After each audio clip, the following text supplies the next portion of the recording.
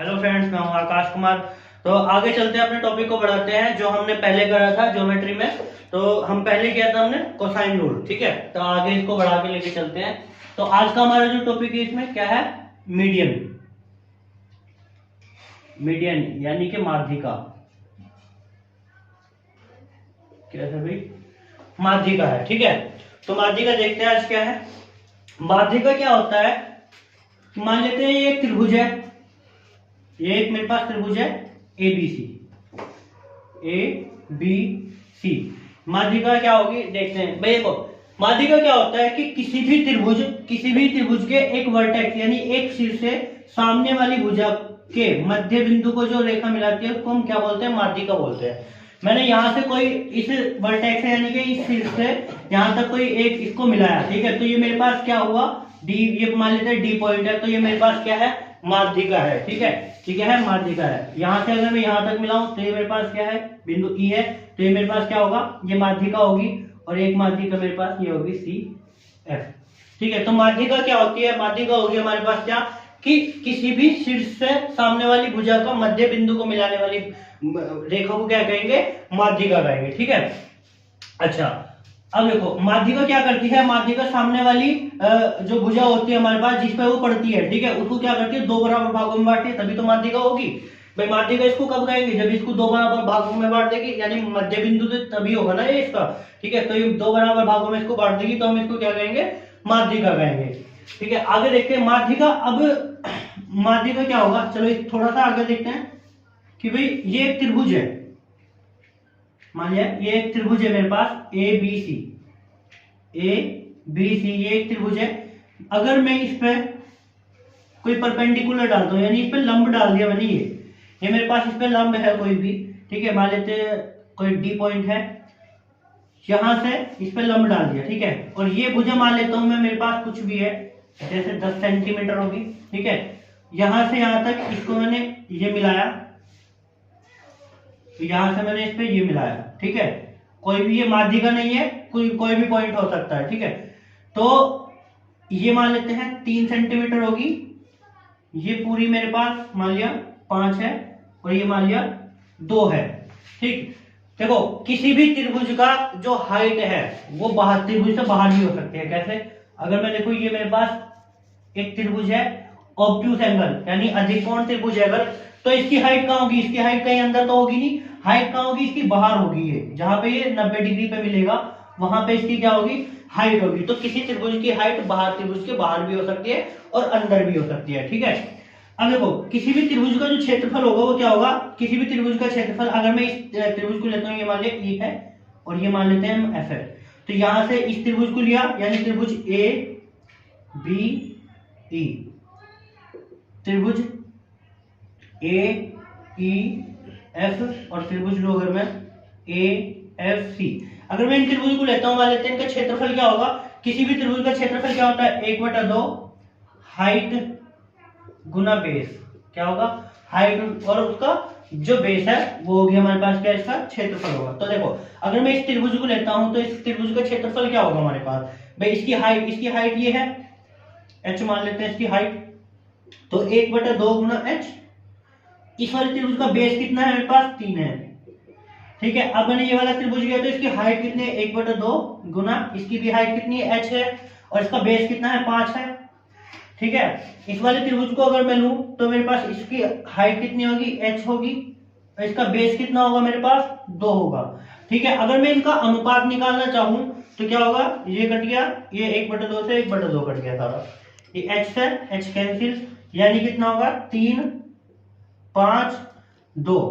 तो मैं ये कह सकता हूं कि किसी भी, अगर एक त्रिभुज है मेरे पास और उसमें जितने भी त्रिभुज बन रहे हैं, तो उन सब त्रिभुज के एरिया का जो रेशियो होगा वो क्या होगा हमारे पास, इनके बेस के बराबर होगा, यानी कि आधार के अनुपात के बराबर होगा, ठीक है। यानी उनका रेशियो, उस त्रिभुज के क्षेत्रफल का रेशियो भी क्या होगा, जो उनका आधार का रेशियो है उसी रेशियो में उसका क्षेत्रफल होगा, ठीक है। आगे देखते हैं।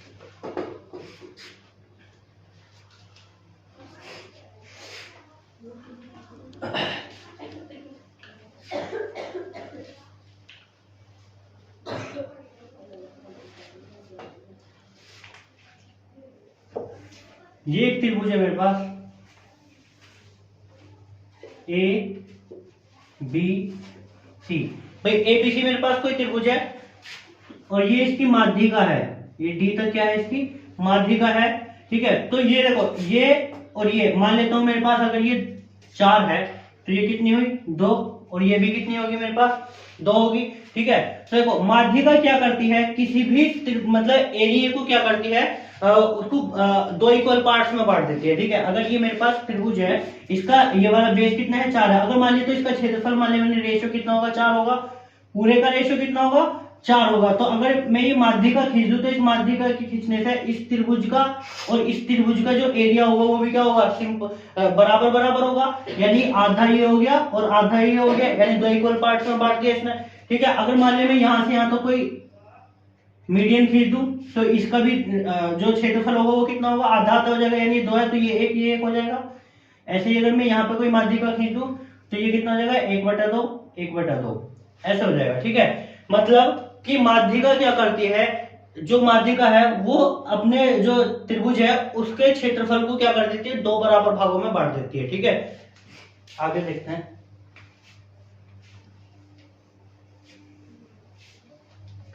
मान लेते हैं मेरे पास कोई त्रिभुज ए बी सी है, एक त्रिभुज ए ये बी ये क्या है सी है, इसकी कोई माध्यिका है ये ए डी, ये मेरे पास बी सी, ये मेरे पास सी एफ, ठीक है। सॉरी ये ई है, ये ई है, ये है। मेरे पास कोई त्रिभुज है, इसकी माध्यिका ए डी बी ई और ये सी एफ, ठीक है। अब देखो इसमें क्या होगा कि तीनों माध्यिकाएं एक ही पॉइंट से होकर जाएंगी, इसको हम बोलते हैं जी, यानी गुरु टू सेंटर माध्यिका, और जहां पर माध्यिका तीनों माध्यिकाएं मिलती है उसको क्या बोलते हैं गुरु टू केंद्र, यानी इसको बोलते हैं गुरु टू केंद्र, क्या बोलते हैं गुरु टू केंद्र बोलते हैं, ठीक है। यानी ये इसका सेंटर है। अब देखो ये जो है हमारी जो तीनों माध्यिकाएं हैं ये एक ही पॉइंट से होकर जाती हैं, ठीक है। अच्छा अब ये देखो कि मेरे पास जो माध्यिका है ना क्या क्या है A D plus B E plus C E sorry C F, ये जो है ये हमेशा छोटी होगी, किससे छोटी होगी इनकी भुजाओं के योग से, यानी कि A B plus B C plus C F C A B plus B C plus C A के योग से क्या होगी छोटी होगी, ठीक है। ठीक है भाई, ये तो हमारे पास थ्योरम होगी, हमें याद कर लेनी है, ठीक है। लेकिन याद करने से ही काम नहीं चलेगा सिर्फ, ठीक है। हमें क्या करना है, हमें इसको क्यों समझना है, ये अगर ऐसा होता है तो क्यों होता है, ठीक है। तो इसको देख लेते हैं हम क्यों होता है ये ऐसा, तो मिटा दो इसको। तो देखते हैं भाई, अगर मैं ये त्रिभुज को ले लेता हूं, ठीक है, चलो इसको मिटा देता हूं, दोबारा बनाते हैं।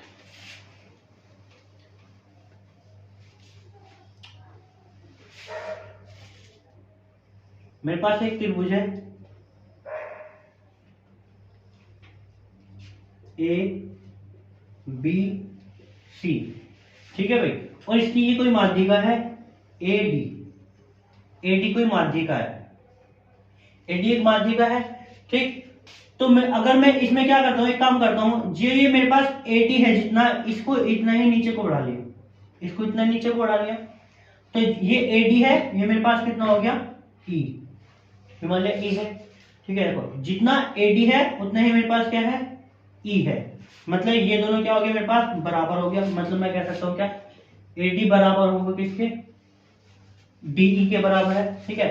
अगर मैं इसको यहां से यहां तक मिला दूं तो एक त्रिभुज बन गया। मैं देखो मैंने क्या बताया कि ए डी जो है माध्यिका है किस पे बीसी पे, तो मुझे मैं ये कह सकता हूं ये दोनों बराबर होंगे, ये और ये बराबर है। मैंने क्या कहा ये और ये बराबर होंगे, क्यों, क्योंकि जितनी ये है मैंने इसको इतनी नीचे बढ़ाया, ये बराबर होंगे। देखो अगर ये मेरे पास ये काट रहे हैं तो क्या ये शीर्षाभिमुख कोण है तो ये बराबर होंगे, तो मैं ये कह सकता हूं कि ये त्रिभुज जो है एस ए एस से बराबर होगा। देखो ये इसके बराबर, ये इसके बराबर, ये एंगल बराबर, तो ये वाली इसके बराबर होगी, ये भी बराबर होगी। तो यानी एस से बराबर होगी, यानी सर्वांग सम उत्तर लगेगी इसमें। मतलब मैं कह सकता हूँ क्या कि ये वाला एंगल इसकी दोनों बराबर है, ये वाली भुजा इसके बराबर है, ये वाली भुजा इसके बराबर, और ये वाली भुजा किसके बराबर होगी, इसके बराबर होगी। ठीक है, तो अगर मैं त्रिभुज ये ले रहा हूं ए ई सी, त्रिभुज ए ई सी लेते हैं, एक त्रिभुज ए ई सी में, अगर त्रिभुज ए ई सी में लिया तो देखो पिछली वीडियो में हमने बताया था क्या कि किन्हीं भी दो भुजाओं का योग क्या होता है, तीसरी भुजा से बड़ा होता है। ठीक है, तो मैं कह सकता हूं क्या कि ए सी प्लस सीई, ए सी प्लस का सीई हमेशा बड़ा होगा किससे, इस तीसरी भुजा के योग, तीसरी भुजा से, यानी कि ए ई से। भाई देखो यानी कि ये वाली भुजा प्लस ये वाली भुजा, इन दोनों का योग क्या होगा, इस तीसरी वाली भुजा से बड़ा होता है हमेशा। ठीक है, अच्छा देखो ये जो मेरे पास है सीई, सॉरी सीई, क्या मैं सीई को ए बी के बराबर लिख सकता हूं, सीई बराबर होगा किसके, ए बी के बराबर होगा। तो देखो ए सी प्लस का सीई, सीई की जगह मैं ए बी लिख दूं। ठीक है, ये हमेशा बड़ा होगा किसका, देखो ये ए ही ए ई है तो मैं इसको क्या लिख सकता हूं, 2AD लिख सकता हूं, 2AD लिख सकते हैं अभी, क्योंकि ये और ये बराबर है और ये आधा भी है।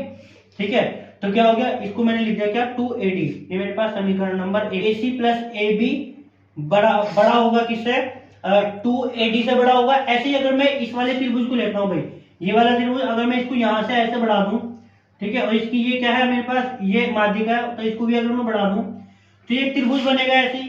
ठीक है, तो मेरे पास क्या होगा कि भुजा AB प्लस का भुजा BC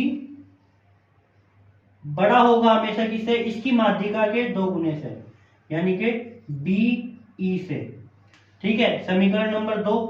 ऐसे मेरे पास अगर मैं इसको त्रिभुज को बढ़ा दूं इधर, और ये माध्यिका अगर इधर बढ़ेगी तो क्या होगा मेरे पास त्रिभुज में, यानी कितना, ये भुजा BC प्लस का भुजा AC बड़ा होगा किससे, हमेशा जो इसकी जो माध्यिका है, यानी कि माध्यिका के 2 गुने से, यानी CF से।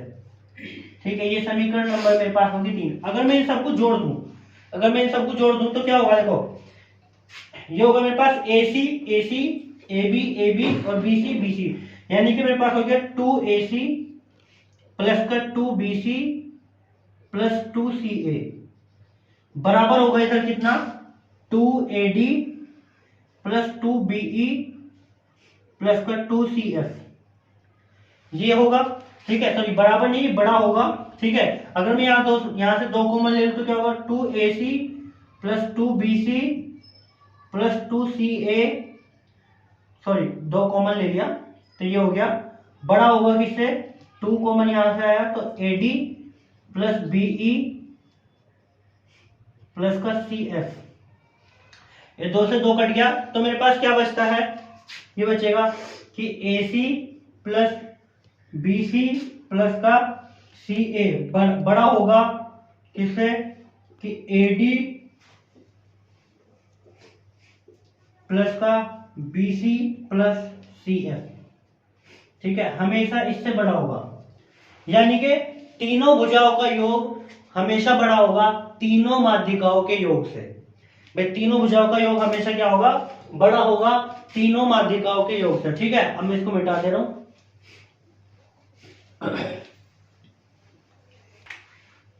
आगे देखते हैं, मेरे पास कोई त्रिभुज है ABC,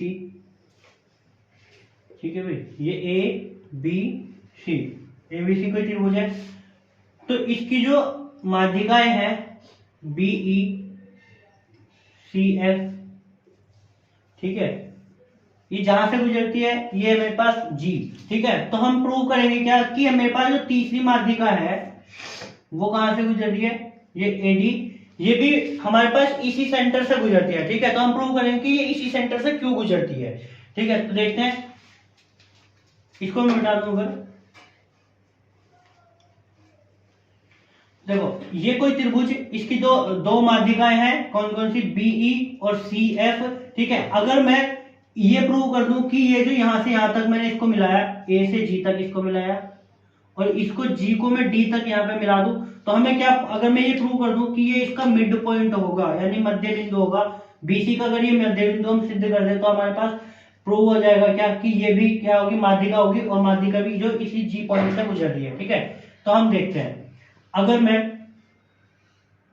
जितनी मेरे पास ये है AG, इसको मैं इतनी ही बढ़ा दे रहा हूँ नीचे को, मतलब जितनी मेरे पास A से G तक है उतनी मेरे पास G से यहाँ तक होनी चाहिए। मान लेते हैं ये मेरे पास H है, जितनी मतलब AG है उतना ही मेरे पास क्या हो गया, ये G से लेके H तक हो गया, ये पॉइंट D है, ये G से H तक हो गया। ठीक है, मतलब ये और ये मैं कह सकता हूँ क्या, AG बराबर होगा GH के। ठीक है, तो एक चीज समझ, अभी देखी थी हमने क्या कि किसी भी त्रिभुज में क्या होता है, किसी भी त्रिभुज में ये जो दो भुजाएं हैं इनके मध्य बिंदु को अगर मैं मिला दूं तो ये वाली भुजा सामने वाली भुजा के समांतर और इसके आधी होगी। ठीक है, तो इस त्रिभुज को देखते हैं यहाँ पे, ये वाला त्रिभुज अगर मैं ये लूं AH और C, त्रिभुज AHC अगर मैं इसको लेता हूं तो क्या मैं ये कह सकता हूं, देखो ये वाला इस वाले भुजा का AH का मध्य बिंदु है और ये वाला AC का मध्य बिंदु है, तो इसके मध्य बिंदुओं को मिलाने वाली जो रेखा होगी ये इसके समांतर और इसकी आधी होगी, यानी ये वाली इसके समांतर है, तो अगर ये इसके समांतर है तो ये इसके समांतर भी होगी, यानी ये दोनों क्या होंगी, समांतर होंगी। ठीक है, अगर मैं इसको यहां पे मिला दूं, ये BH, ठीक है, ऐसे मेरे पास ये होगा क्या कि ये वाला F जो है AB का मध्य बिंदु है और G जो है AH का मध्य बिंदु है, तो ये वाली FG जो होगा ये वाली इसके समांतर होगी, और अगर ये इसके समांतर है तो इसकी भी समांतर होगी। भाई ये वाली इसके समांतर और ये वाली इसके समांतर है। ठीक है, तो मेरे पास ये एक समचतुर्भुज बन जाता है क्या, ये मेरे पास एक समचतुर्भुज बन जाता है, कौन सा, F C H और B, ये वाली इसके समांतर है, ये वाली इसके समांतर है, और ये जो हम आगे पढ़ेंगे क्या कि समांतर चतुर्भुज के जो डायगोनल्स होते हैं यानी कि जो इनके विकर्ण होंगे ये आपस में इक्वली बाइसेक्ट करते हैं। क्या करते हैं, इक्वली बाइसेक्ट, यानी ये दोनों क्या होते हैं, बराबर होंगे, ये दोनों भी क्या होंगे, बराबर होंगे, और अगर ये बराबर है तो मध्य बिंदु होगा ये। ठीक है, यानी कि ये दोनों क्या हुए, बराबर हुए, और ये भी क्या हुआ, इसके बराबर हो गया। ठीक है, ये अगर बराबर है तो यानी कि ये मध्य बिंदु हो गया, और ये हमें यही सिद्ध करना था कि ये मध्य बिंदु होगा। अगर ये मध्य बिंदु होगा तो ये इसकी मीडियन होगी जो कहां से गुजर रही होगी, G से गुजर रही होगी। ठीक है, अब हम देखते हैं क्या कि माध्यिकाएं जो भी होती हैं वे एक ये क्या अपने आप को 2:1 के अनुपात में बांटते हैं, मतलब A से G तक और G से D तक। ये क्या होगा मेरे पास कि AG अनुपात GD, ये कितना होगा, 2:1 के अनुपात में होगा। कैसे होगा देख लो भाई, यहां से यहां तक मान लिया मेरे पास 2x है, और यहां से यहां तक भी कितनी होगी मेरे पास 2x होगी। ठीक है, और ये तो बराबर ही होगा क्योंकि ये मध्य बिंदु है, तो ये वाली बराबर होगी, यानी ये x होगी, ये x होगी, तो अनुपात कितना हो गया, AG अनुपात GD कितना हो गया 2x, और ये कितना हो गया x, तो ये कट गया, यानी कितना आ गया 2:1। यानी कि जो माध्यिकाएं हैं वो कितने, जो गुरुत्व सेंटर से कितने के अनुपात में बटी होती है, 2:1 के अनुपात में बटी होती है। ठीक है, तो इससे आगे कल देखते हैं अगली वीडियो में। इस वीडियो को देखने से पहले इससे पहले की पूरी वीडियो देखें, तब जाकर इसको देखें, क्योंकि क्रम वाइज देखोगे तो ज्यादा समझ में आएगा और बेहतर समझ में आएगा। ठीक है, अगली वीडियो में मिलते हैं।